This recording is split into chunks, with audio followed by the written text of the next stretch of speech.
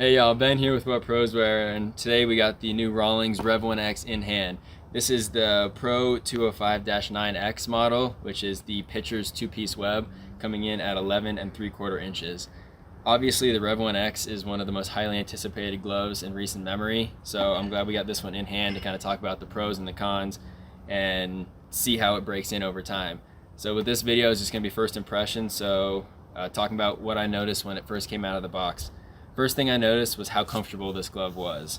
Obviously, it's a lot of new tech going into this, but the hand slot is super padded. The thumb and pinky, as well as all of the individual finger stalls, are super padded.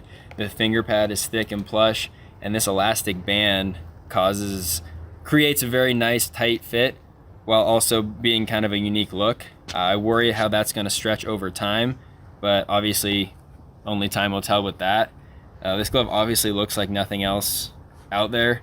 The rubberized back with the linear patterns and the geometric shape on the fingers is pretty revolutionary, and now it's pretty recognizable as well.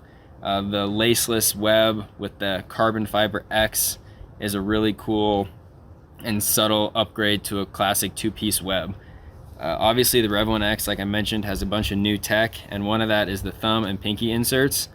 They're typically wool and plastic, but the REV1X has 3D printed material that goes in the thumb and the pinky, which is super stiff. I noticed right out of the box, it doesn't want to flare as easily, and it doesn't want to hold the flare like the traditional gloves would.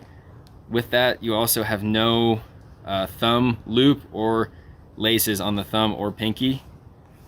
Again, creates a super comfortable glove when it's on, but we'll have to see how that plays over time and if it stretches out or becomes any less comfortable.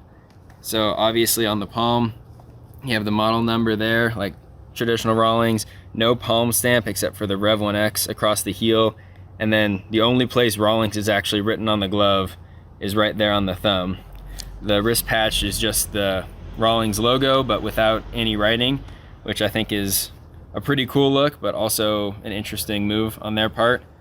So we got this glove in hand. I'm gonna take the next few weeks to break it in and see how it plays. It came already pretty soft.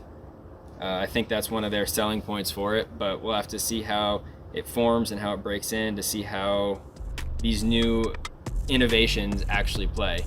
So follow along, and we're gonna give a follow-up post in a couple weeks with how things are wearing in. Thanks, y'all.